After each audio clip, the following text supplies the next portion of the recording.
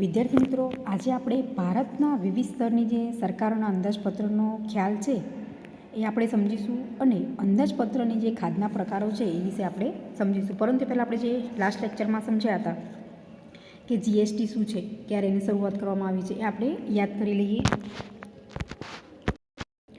તો આપણે સમજી ગયા હતા કે જીએસટી છે એ શા માટે ઉઘરાવવામાં આવે છે અને જીએસટીની શરૂઆત એ ક્યારે કરવામાં આવી છે. આ ક્વેશ્ચન પૂછાય તો જીએસટીની જે અમલ 1 જુલાઈ 2017થી કર્યો છે. અને જીએસટીમાં શું કરવામાં આવે છે કે કેન્દ્ર સરકાર અને જે રાજ્ય સરકાર જે અલગ અલગ ટેક્સ ઉઘરાવતી હતી એ બંને ભેગા કરી દેવામાં આવે છે. કે કેન્દ્ર સરકાર અને રાજ્ય સરકાર વિવિધ જે પરોક્ષ કરવેરા ઉઘરાવતા એ રદ કરી અને એક જ જે જીએસટી છે ઉઘરાવવાનું નક્કી કરવામાં આવ્યું છે. તો જીએસટીનો અર્થ આપણે સમજાય કે વસ્તુઓ અને સેવાઓનો જે કર એને આપણે ટૂંકમાં કહી શકીએ જીએસટી. જીએસટીના જે બે પ્રકાર હતા, એક હતું સીજીએસટી અને બીજું હતું આઈજીએસટી. એ આપણે સમજી ગયા હતા. અને જીએસટી લાવવા પાછળનું કારણ શું હતું?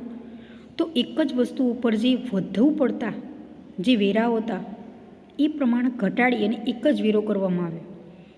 ને આવું કરવાનું કારણ શું? તો વહીવટી સરળતા રહે, તેમજ રાજ્યો વચ્ચે જે મતભેદ ઊભા થતા હતા એ તફાવત આપણે નાબૂદ કરી શકીએ, તેમજ જે પ્રજા ઉપર એટલે કે નાગરિકો ઉપર જે પરોક્ષ વેરાનો બોજો એ ઘટાડવા માટે જીએસટીનો અમલ લાવવો એ જરૂરી હતો. એટલા માટે જીએસટી અમલમાં લાવ્યા. તો હવે આપણે સમજશું.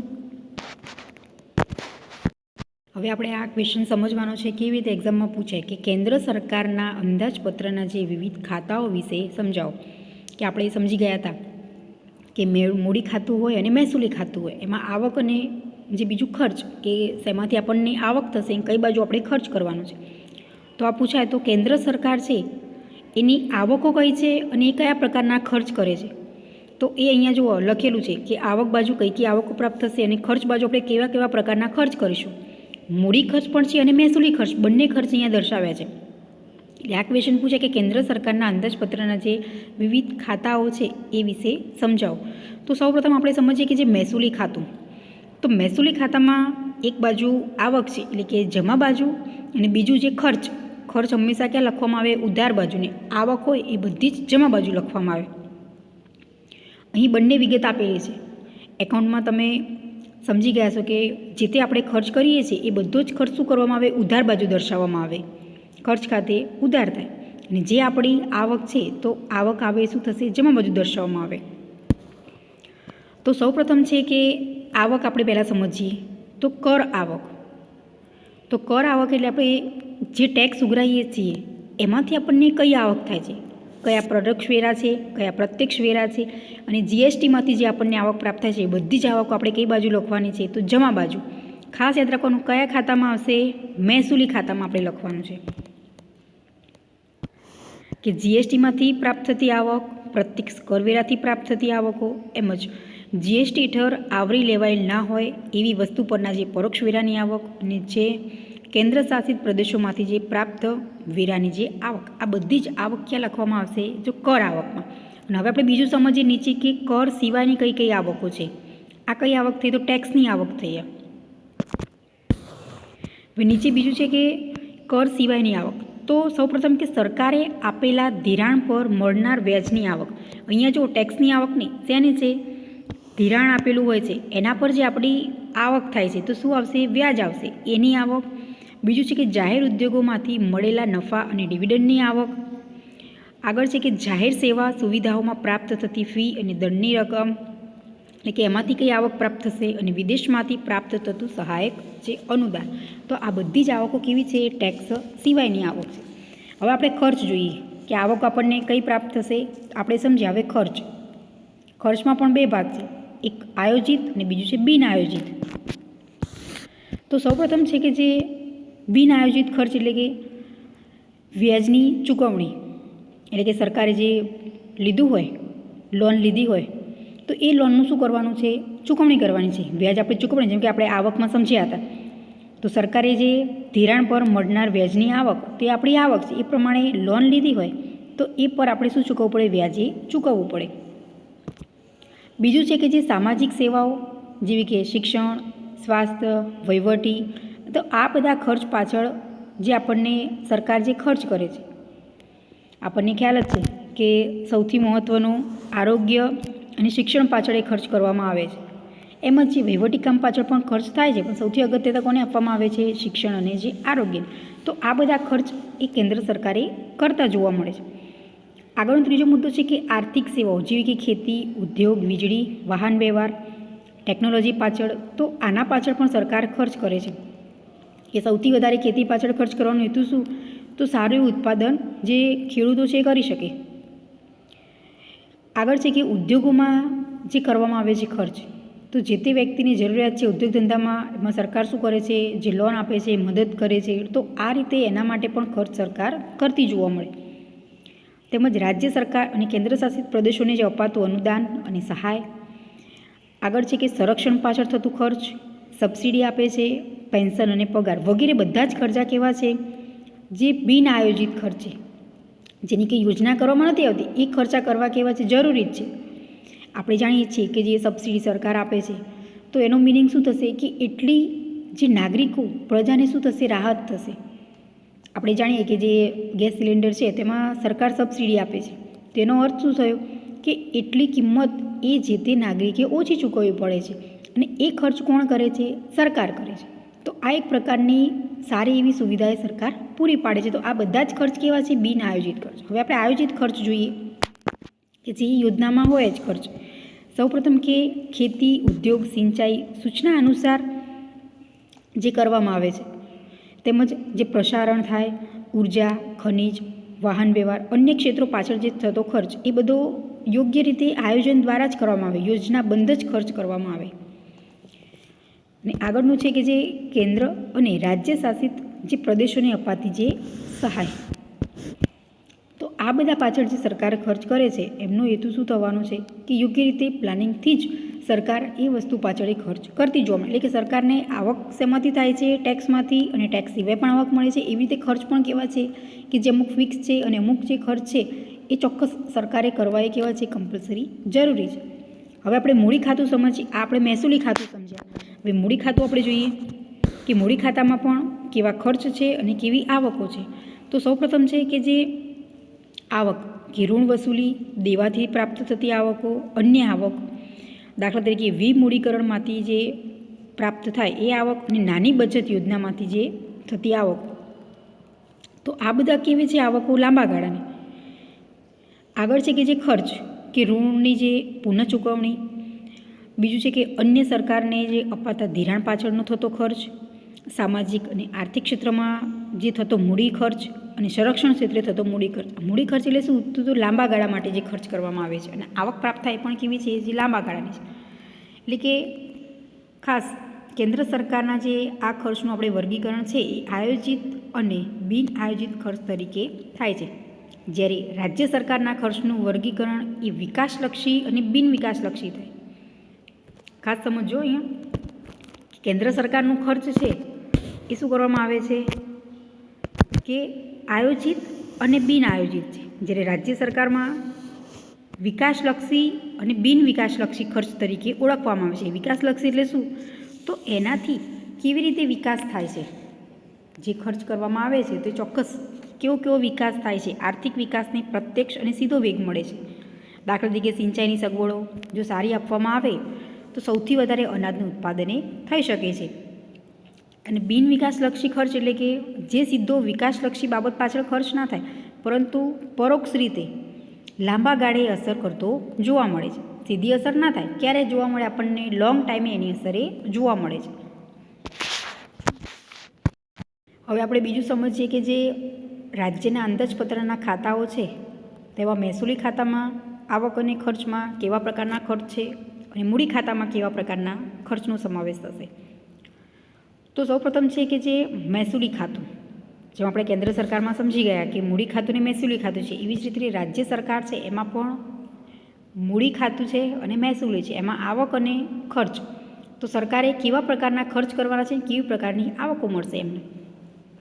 તો સૌપ્રથમ છે કે આવક બાજુ આપણે જોઈએ તો કેન્દ્રીય વેરાઓ છે એમાંથી મળેલો હિસ્સો. બીજું છે રાજ્યના કરવેરાની જે આવકો, કે રાજ્ય જે ટેક્સ ઉઘરાવે છે એમાં કયા કયા પ્રકારનો ટેક્સનો સમાવેશ કરવામાં આવે છે. કેન્દ્ર સરકારમાં આપણે સમજી ગયા કે શું સમજ્યા હતા, તો કે જીએસટીમાંથી જે આવક પ્રાપ્ત થાય છે એ બધી જ આવક ગણવામાં આવે છે.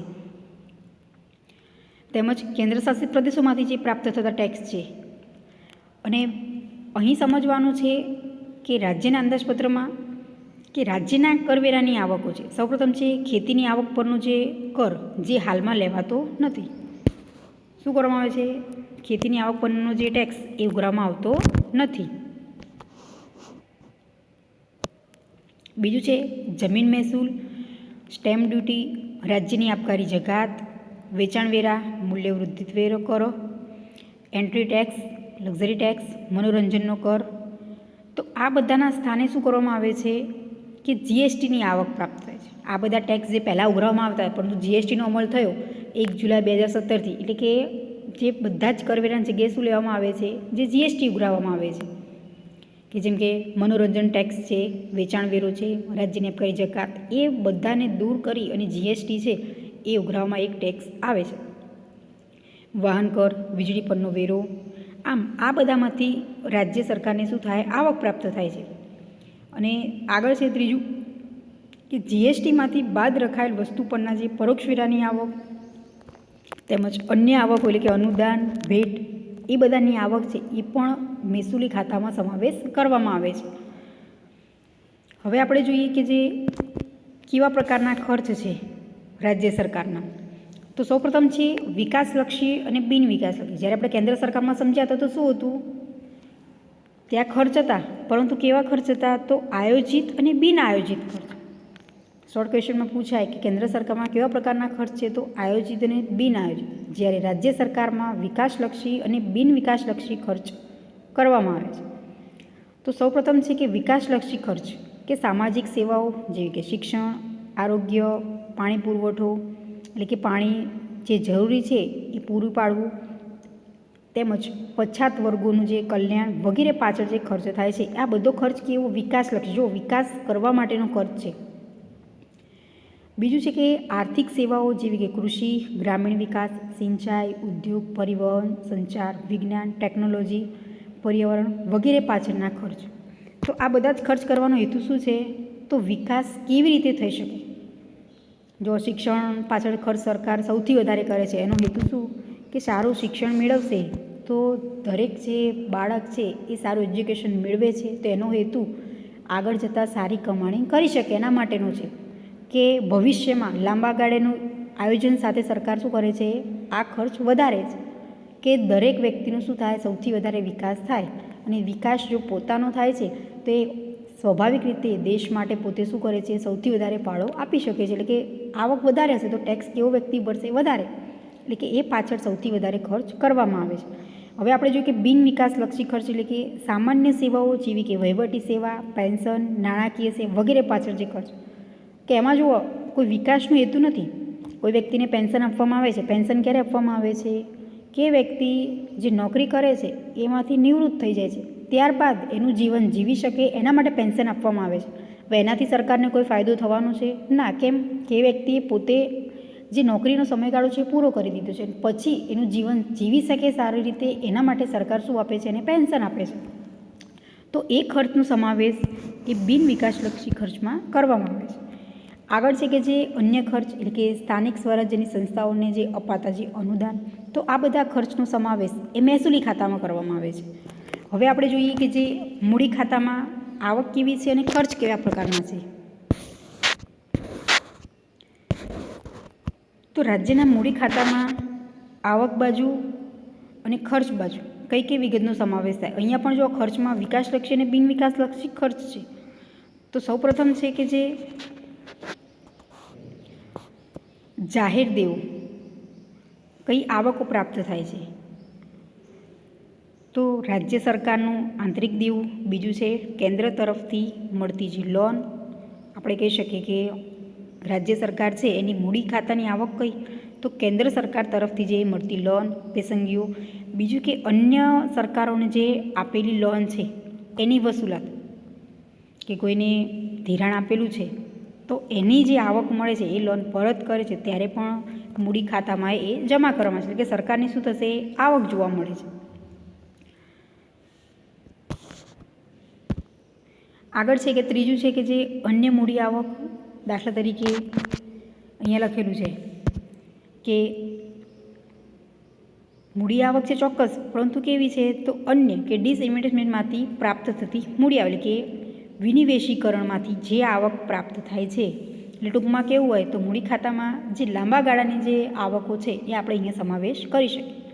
એવી જ રીતે અહીંયા આપેલું છે કે જે ખર્ચ, કેવા પ્રકારના સરકાર ખર્ચ કરે છે, તો વિકાસલક્ષી ખર્ચમાં જે આપણે સમજી ગયા હતા મહેસૂલીમાં કે સરકાર જે સામાજિક સેવાઓ પૂરી પાડે છે એના માટે કયો ખર્ચ કરે છે, તો એ બધા ખર્ચ શું આવશે, એ મૂડી ખર્ચ. અને બીજું છે કે જે આર્થિક સેવાઓ પાછળ થતો એ ખર્ચ.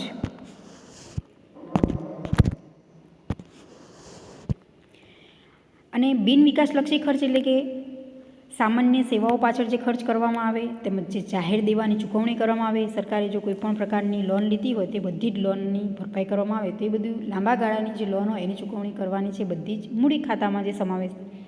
અને ત્રીજું છે કે જે અન્ય ખર્ચ એટલે કે રાજ્ય દ્વારા સ્થાનિક સ્વરાજ્ય સંસ્થાઓ દ્વારા સરકારને અપાતી લોન, તો આ બધા જ ખર્ચનો સમાવેશ એ મૂડી ખાતામાં કરવામાં આવે છે. તો આમ આપણે આ સમજ્યા તો શું કે રાજ્ય સરકારના મહેસૂલી ખાતામાં કઈ વિગત આવે અને મૂડી ખાતામાં કઈ વિગત આવે એ વિશે આપણે સમજીએ. હવે આપણે જોઈએ કે જે સ્થાનિક સ્વરાજ્યની સંસ્થાઓ છે એમાં મૂડી ખાતું કેવું, એમાં કેવી રીતે સમાવેશ થાય છે મહેસૂલી ખાતાનો. અહીંયા જો આપણે ભાગ પાડ્યા છે બંને, મૂડી અને મહેસૂલી ખાતું, તો એવી રીતે ત્યાં પણ આપણે સમજીએ. તો હવે સ્થાનિક સ્વરાજ્યની સંસ્થાઓ છે એના અંદાજપત્રમાં આપણે સમજીએ કે સૌપ્રથમ કેવા કામ કરવાના હોય છે. જે સ્થાનિક સ્વરાજ્યની સંસ્થાઓ છે એ મહત્ત્વના કામમાં શું કરે છે, તો જે સ્વચ્છતા પર સૌથી વધારે ભાર આપવામાં આવે છે, કે જે યોગ્ય રીતે પ્રજાને સેવાઓ પૂરી પાડી શકાય, જેમ કે પાણીની સગવડ છે, વીજળીની છે, રસ્તાઓની, યોગ્ય ગટર વ્યવસ્થા. તો આ બધા જે યોગ્ય રીતે કામ થઈ શકે એના માટે સ્થાનિક સ્વરાજ્યની સંસ્થાએ કામ કરે છે. એટલે કે આપણા શહેરમાં જે મહાનગરપાલિકાઓ છે, ગ્રામ પંચાયત, તાલુકા પંચાયત, જિલ્લા પંચાયત, એ સ્થાનિક સ્વરાજ્યની સંસ્થા તરીકે પોતે કાર્યરત છે. એટલે કે સત્તામંડળે જે કરવાના કામ છે અને જે ટેક્સ ઉઘરાવે છે એની છૂટ આપી છે, એટલે ચોક્કસ એ પ્રમાણે પોતે કામ કરે છે. અને આપણે એને ઓળખી શકીએ છીએ કે જે મ્યુનિસિપલ કોર્પોરેશન, આપણે દરેક જાણીએ છીએ, પરિચિત જ છીએ કે આપણે અમદાવાદમાં રહીએ છીએ તો એ કામ એએમસીનું એટલે કે મ્યુનિસિપલ કોર્પોરેશન કામ કરે છે. જે તે કામકાજ છે કે સ્વચ્છતાનું, પાણી પૂરી પાડવી, તો આ બધી સગવડે દરેક પ્રજાને સરળતાથી મળી રહે એ પ્રમાણે પોતે કામ. હવે એમને કેવી આવક થાય છે, કયા પ્રકારના ખર્ચ કરવામાં આવે છે, તો સૌપ્રથમ આપણે જોઈએ કે જે મહેસૂલી ખાતું, તો મહેસૂલી ખાતામાં કેવી આવકો છે, કેવા ખર્ચ. તો સૌપ્રથમ છે કે જે રાજ્ય તરફથી સ્થાનિક સરકારને આવક પ્રાપ્ત થાય છે. હવે એ આવક સબસિડીની છે, સરકારની યોજના માટે રાજ્ય સરકાર તરફથી મળતો ફાળો છે.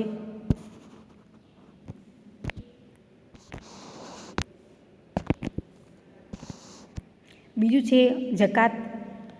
આ જકાત છે હવે આપણે ગુજરાતમાં લેવામાં આવતી નથી, પહેલાં લેવામાં આવતી.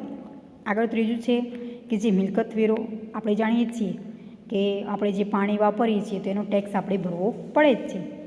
તે બધા પ્રોપર્ટી ટેક્સ, કે જે પાણી વેરો છે, સામાન્ય વેરા, તેમજ જે જમીન વેરો, તો આ બધા જ ટેક્સ એક પ્રકારની સરકારની શું છે, આવક છે.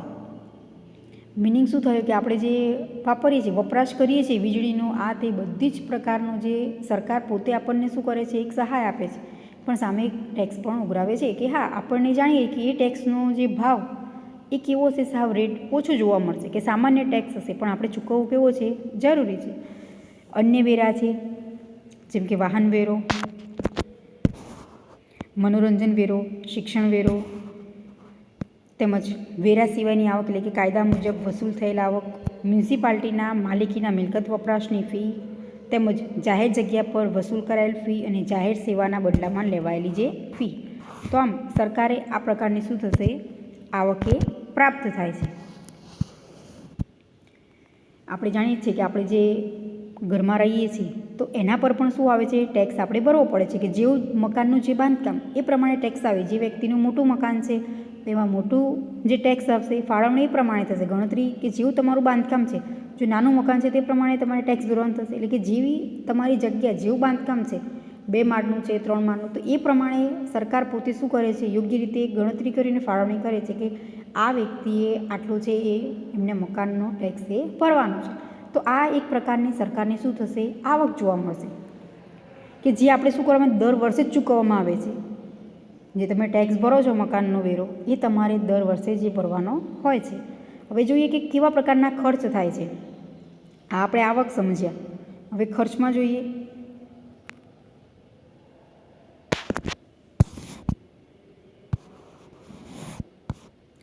તો સૌપ્રથમ છે કે અનુદાનિત અને સબસિડી મેળવવા માટે આપવાનો થતો ખર્ચ, તેમજ ધિરાણ લેવા માટે જે ખર્ચ કરવામાં આવે, સ્થાપના ખર્ચ એટલે કે પગાર, પેન્શન વગેરે પાછળ જે ખર્ચ કરવામાં આવે, વહીવટી ખર્ચ એટલે કે સ્ટેશનરી પાછળ જે ખર્ચ, તેમજ વીજળી, બળતણ,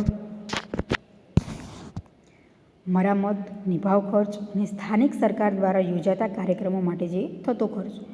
તો આ પ્રકારે મહેસૂલી ખર્ચ કરવામાં આવે છે. એટલે કે સરકાર આવકો જે પ્રમાણે મેળવે છે, કે જેમ મેં કીધું એમ કે આપણે જે મકાન વેરો ભરીએ છીએ, પાણીનો જે ટેક્સ છે, એનાથી સરકારની શું થશે, આવક થશે. પરંતુ સામે ખર્ચ પણ કરવા કેવા છે એમના જરૂર છે, જેમ કે વહીવટી ખર્ચ કરે છે, નિભાવ ખર્ચ. તો આ બધા ખર્ચ સરકારે પોતે કરતી જોવા મળે છે, કે જે આપણે કહીએ કે કોર્પોરેશન પોતે કામ કરે છે. તો આ મૂડી ખાતામાં એ સમાવેશ કરવામાં આવે છે કે આવક અને ખર્ચ. હવે આપણે જોઈશું કે જે મૂડી ખાતામાં કેવી આવક છે અને કેવો ખર્ચ છે. હવે મૂડી ખાતું છે, તો મૂડી ખાતામાં આવકમાં સૌપ્રથમ છે કે રાજ્ય સરકારનું અનુદાન, બીજું છે માલિકીનું જે મિલકતમાંથી મૂડી લાભ, આગળ છે જે ઋણ એટલે કે ઉછીના લીધેલા હોય તે, અને સરકાર દ્વારા જે સરકાર પાસેથી જે લીધેલી હોય કે આવાસ યોજના માટે જે મળતી મૂડી. તો આ પ્રકારની આવક શું છે, મૂડી ખાતામાં સમાવેશ થશે. જ્યારે ખર્ચ છે તો આંતરમાળખાકીય સુવિધા માટે ખર્ચ. આંતરમાળખાકીય સુવિધાઓ એટલે કે જે સરકાર પોતે શું કરે છે, કોર્પોરેશન દ્વારા પૂરી પાડવામાં આવે છે. જેમ કે સારી એવી પાણીની સગવડ આપે છે, વીજળીની સગવડ. તો આ બધી આંતરમાળખાકીય જે સગવડો છે, જે સેવાઓ આપણે કહી શકીએ, તેમજ વાહન વ્યવહારના સાધનો તેમજ જે મશીનરી પાછળ ખર્ચ કરવામાં આવે છે. તો આ બધા જ ખર્ચ એ કેવા ખર્ચ છે, તો જે મૂડી ખાતાના ખર્ચ, કે સરકાર એ ચોક્કસ ખર્ચ કરવાનો હેતુ શું, તો પ્રજાને સારું એ દરેક સુવિધાઓ મળી રહે, સારું જીવન જીવી શકે એ માટે સરકારે પોતે ખર્ચ કરે છે. અને આપણે જાણીએ છીએ કે આપણે જે તે વિસ્તારમાં રહીએ છીએ તો યોગ્ય રીતે શું કરવામાં આવે છે, સ્વચ્છતા જળવાઈ રહે એ માટે કામ કરવામાં આવે છે. જેમ કે સરકારનું સૌથી મહત્ત્વનો હેતુ છે કે જો રસ્તાઓ છે એ સારા એવા બાંધકામ નિર્માણ કરે છે. એનો હેતુ કે દરેક નાગરિક છે એ સરળતાથી પોતે શું કરી શકે, અવર જવર કરી શકે. સારા રસ્તા હશે તો એ સુવિધા દરેક પ્રજાનો લાભ મેળવવાનો છે. પણ સરકાર એ ધ્યાન રાખે છે, એના પાછળ સરકારનો ખર્ચ છે, પરંતુ લાંબા ગાળે શું થશે, એ વપરાશમાં યોગ્ય ઉપયોગ થઈ શકે છે એનો. તો આમ આપણે આ સમજ્યા કે મૂડી ખાતામાં કેવી આવક છે, કેવા ખર્ચ, તેમજ જે મહેસૂલી ખાતામાં કેવી આવક અને ખર્ચ. આ ક્વેશ્ચન અલગ રીતે પૂછાય કે સ્થાનિક સ્વરાજ્યની જે સંસ્થાઓ છે એમાં કેવી રીતે મહેસૂલી ખાતું અને મૂડી ખાતું છે, તેમજ રાજ્ય સરકારના મહેસૂલી ખાતું અને મૂડી ખાતું અલગ છે, અને કેન્દ્ર સરકારના મહેસૂલી ખાતું અને મૂડી ખાતું અલગ જોવા મળે. પણ એ ખાસ યાદ રાખવાનું છે આપણે કે જ્યારે રાજ્ય સરકારના ખર્ચમાં આવે તો એ ખર્ચમાં વિકાસલક્ષી અને બિન વિકાસલક્ષી ખર્ચનો સમાવેશ થશે.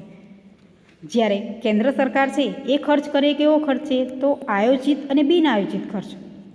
આ શોર્ટ ક્વેશ્ચનમાં પૂછાય કે કેન્દ્ર સરકારના જે ખર્ચનું વર્ગીકરણ છે એ કેવું છે, તો આયોજિત અને બિન આયોજિત. જ્યારે રાજ્ય સરકારના ખર્ચનું વર્ગીકરણ એ વિકાસલક્ષી અને બિન વિકાસલક્ષી ખર્ચ તરીકે જોવા મળે છે. હવે આપણે સમજીએ કે જે પંચાયતના કાર્યો કે પોતે કેવા પ્રકારના કામ કરે છે અને એના કયા પ્રકારની આવક છે. તો સૌપ્રથમ પંચાયત એટલે શું, તો 5 વ્યક્તિની જે સભા. શોર્ટ ક્વેશ્ચનમાં પૂછાય કે પંચાયત એટલે શું, તો શું થશે, 5 વ્યક્તિની જે સભા. એટલે કે ભારતમાં સ્થાનિક શાસનમાં નિર્ણયની પ્રક્રિયાનું આ માળખું એ ખૂબ જૂનું જોવા મળે છે. આપણે જાણીએ છીએ પંચાયત એ કેવું છે, બહુ જ જૂનું છે. કે ગામડામાં આપણે જોઈએ છીએ કે ગ્રામ પંચાયત કે એક વ્યક્તિ શું કરવામાં આવે છે કે પોતે નિર્ણય કરે છે કેવા પ્રકારના કામ કરવામાં આવશે ગામમાં કે જેના કારણે આખું ગામ છે એનો લાભ એ લઈ શકે. એટલે કે દરેક ગ્રામ પંચાયત પોતાના ગામ માટે વિકાસ અને સામાજિક ન્યાયની યોજના બનાવી શકે. અને પંચાયતમાં ગ્રામસભા દ્વારા જે નિર્ણયો થાય અને રાજ્ય નાણાં પંચની ભલામણ મુજબ પંચાયતને જે નાણાં ફાળવે. આનો હેતુ શું નાણાં ફાળવણીનો? કે પોતે યોગ્ય રીતે કામ કરી શકે, કે પોતાના ગામનો વિકાસ થઈ શકે. હા, એના માટે નાણાંની માંગણી આગળ કરવામાં આવે છે કે રાજ્યના નાણાં પંચ છે એની ભલામણ કરવામાં આવે છે અને પછી એ નાણાં છે એ આગળથી ફાળવણી કરવામાં આવે કે ભાઈ હા, આ ગામમાં આટલી જરૂરિયાત છે, આટલા પ્રકારનું જે યોગ્ય રીતે કામ કરવાનું કે જેનાથી વિકાસ થઈ શકે. જે જરૂરિયાત છે એ માટે ખર્ચ કરવામાં આવે છે.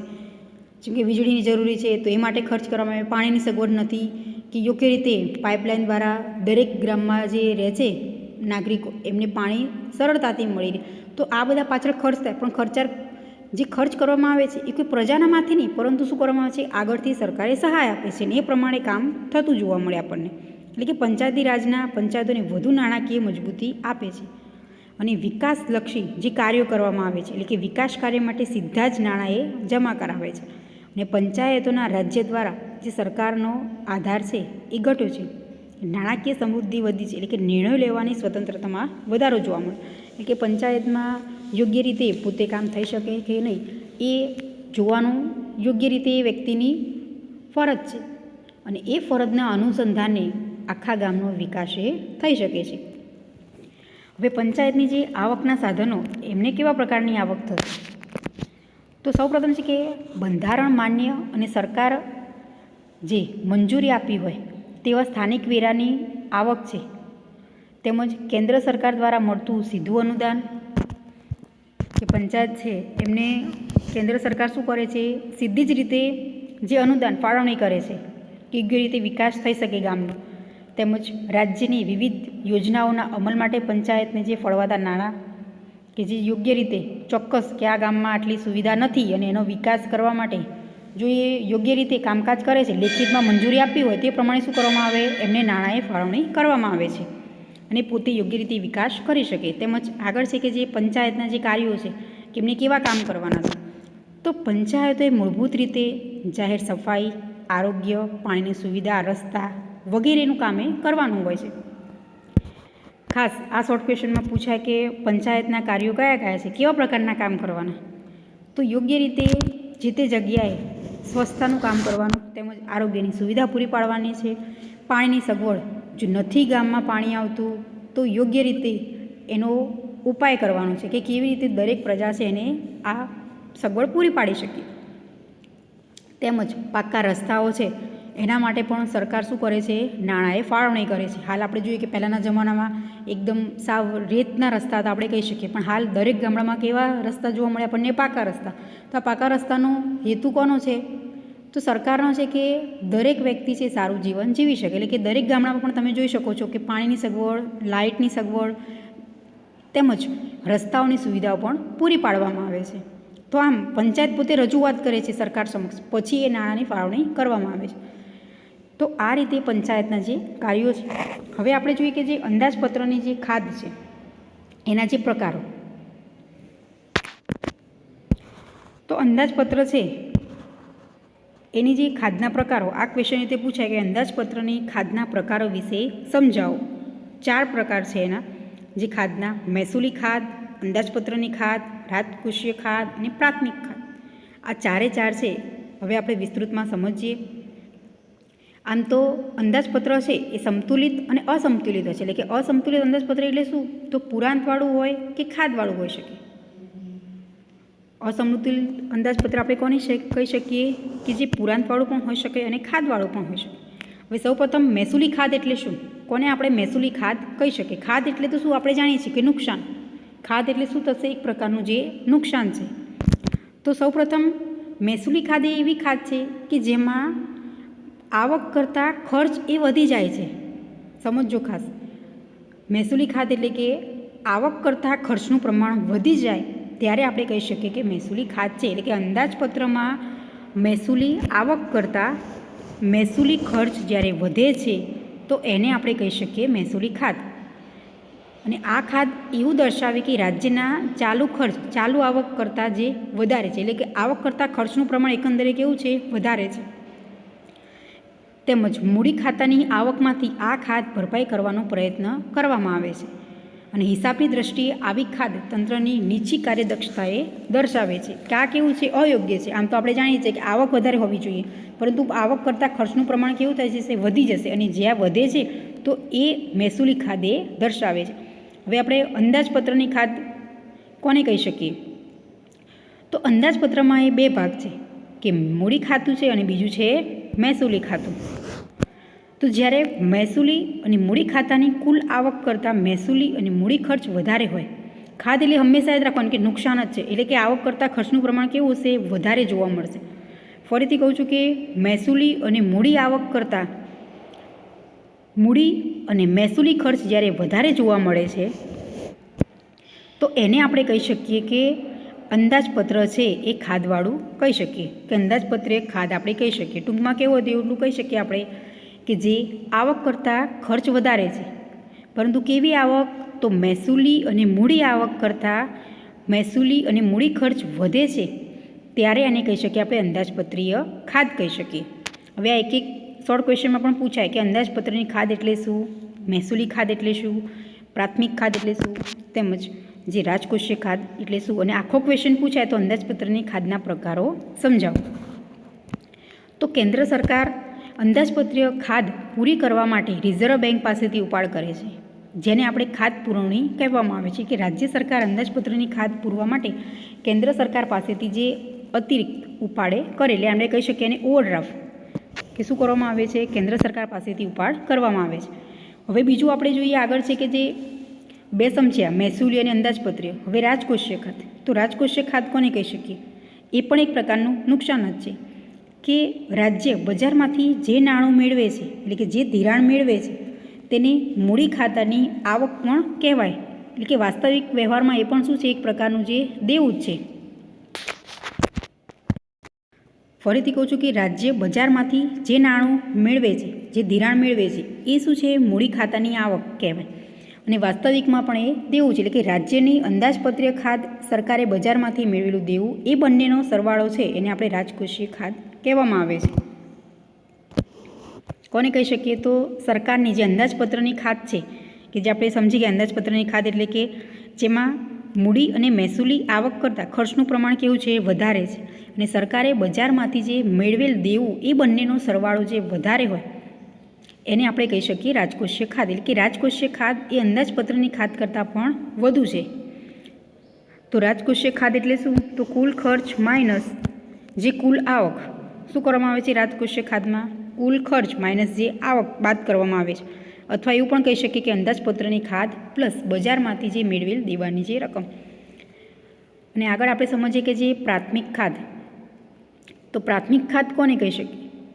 તો રાજકોષીય ખાધમાંથી વ્યાજની ચૂકવણી બાદ કરવામાં આવે તેને પ્રાથમિક ખાધ કહેવામાં આવે. રાજકોષીય ખાધ છે એમાં કુલ ખર્ચ માઇનસ કુલ આવક છે, તો એ બંનેમાંથી શું કરવામાં આવે છે, વ્યાજની જે ચૂકવણી છે એ બાદ કરી દઈશું આપણે, અને જે બાદ કરીશું અને જે આવશે એ આપણી પ્રાથમિક ખાધ છે. એટલે કે રાજ્યને દેવાના વ્યાજની ચૂકવણી જે બોજ આપણે સર્જે છે, અને આ બોજ વર્તમાન કામના કારણે નથી હોતો, પરંતુ જે ભૂતકાળમાં દેવું થયું હોય અને એ વ્યાજે વર્તમાનમાં એ ચૂકવવામાં આવે, એટલે કે વ્યાજને બાદ કરીને પ્રાથમિક ખાધે મેળવવામાં, એટલે કે ચાલુ વર્ષની આવક અને ખર્ચનો અંદાજ આપે છે. એટલે કે ભારતમાં આ પ્રકારની ખાધ નીતિ વિષયક મહત્વ ગણાતું નથી. એટલે સૌથી મહત્ત્વનું છે કે જે મહેસૂલી ખાધ આપણે કહી શકીએ કે આવક કરતાં ખર્ચ વધારે છે. તેમજ અંદાજપત્રમાં પણ એ જ રીતે કે મહેસૂલી આવક અને મૂડી આવક કરતાં મહેસૂલી અને મૂડી ખર્ચ જ્યારે વધારે હોય તો એને આપણે અંદાજપત્ર ખાધ કહી શકીએ છીએ. હવે અંદાજપત્રની જે અસરો આપણે જોઈએ. હવે આ ખાધના પ્રકારો છે એ પૂછાય આખું ક્વેશ્ચન કે અંદાજપત્રના ખાધના પ્રકારો વિશે સમજાવો. તો આ ચારે ખાધ છે એ તમારે સમજાવવાની રહેશે: મહેસૂલી, અંદાજપત્રની, રાજકોષીય અને પ્રાથમિક ખાધ. હવે અંદાજપત્ર છે એની કેવી અસર જોવા મળે છે? આપણે અંદાજપત્ર તો રજૂ કર્યું, પણ એની અસરો કેવી છે? તો સૌપ્રથમ છે કે જે આવકને ધ્યાનમાં રાખીને ખર્ચ કરવાના પ્રયાસ કરવા માટે સરકારને ફરજ પડે છે. આમ સરકારમાં રાજકોષીય સ્થિતિ લાવે છે. બીજું છે કે જે વિવિધ ક્ષેત્રમાં શું શું કરવામાં આવે છે? નાણાકીય ફાળવણી આર્થિક અને સામાજિક મહત્ત્વના ધોરણે થાય તેમજ સાધનોની ન્યાયી વહેંચણી થાય એ હેતુ છે. અંદાજપત્ર રજૂ કરવાનો હેતુ શું? તો નાણાકીય ફાળવણી છે એ આર્થિક અને સામાજિક મહત્ત્વના ધોરણે થાય એ જોવાનો છે. તેમજ વિવિધ ક્ષેત્રમાં નાણાકીય ફાળવણી દ્વારા ક્ષેત્રોને મૂડીરોકાણ અંગેની દિશા આપે અને કરવેરા દ્વારા લોકોની વપરાશ યોગ્ય આવકને અસર કરી માંગનું નિયંત્રણ કરવામાં આવે છે. કે જ્યારે નાણાંની ફાળવણી કરવામાં આવે છે કે કેટલી આર્થિક તેમજ સામાજિક મહત્ત્વના આપવામાં આવે છે, તો આમ કરવેરા દ્વારા લોકોની વપરાશ યોગ્ય આવકને અસર કરી માંગનું નિયંત્રણ કરવાનું છે. કે અંદાજપત્રમાં રજૂ કરવામાં આવે છે કે કેવા પ્રકારના ખર્ચ કરવામાં આવશે અને કયા પર કઈ સેવાઓ પાછળ એ વધુ ખર્ચ કરવામાં આવશે. તેમજ કરવેરાનું અને ખર્ચનું સંચાલન કરી જે અંદાજપત્ર રજૂ થાય છે તો અર્થતંત્રમાં મંદી અને ફુગાવાનું નિયંત્રણ કરી શકે, જેથી આર્થિક સ્થિરતા જળવાઈ રહે. જ્યારે બજેટ રજૂ કરવામાં આવે છે તેની અસર જોવા મળે છે કે કરવેરા અને ખર્ચનું યોગ્ય રીતે સંચાલન કરી જે અર્થતંત્રમાં જે મંદી તેમજ ફુગાવો છે એનું નિયંત્રણ થઈ શકે છે. આગળ છે કે અંદાજપત્ર દ્વારા રાજ્યની યોજનાના હેતુઓના સંદર્ભમાં વૃદ્ધિ અને વિકાસને જે દિશા મળે છે. શું કરવામાં આવે છે? અંદાજપત્ર દ્વારા રાજ્યની યોજનાઓના જે હેતુઓ છે એની વૃદ્ધિ અને વિકાસની દિશા મળે છે. તો આમ આ અંદાજપત્રની અસર જોવા મળે છે. હવે આ ક્વેશ્ચન રીતે પૂછાય કે અંદાજપત્રની અસરો વિશે જણાવો. તો હવે આપણે આ ચેપ્ટરમાં સમજ્યા કે જીએસટી ક્યારે અમલમાં આવ્યું છે, એની શા માટે રજૂઆત કરવામાં આવી, તેમજ અંદાજપત્રના જે ખાધના જે પ્રકારો છે. તો આ બધું જ છે એ સૌથી મહત્ત્વનું છે. તેમજ આપણે સમજ્યા કે અંદાજપત્રના જે પ્રકારો છે, સમતોલ અને અસમતોલ, એના ફાયદા અને ગેરફાયદા, એ સમગ્ર વિશે આપણે અભ્યાસ કર્યો. હવે આપણે નેક્સ્ટ લેક્ચરમાં સમજીશું ચેપ્ટર 11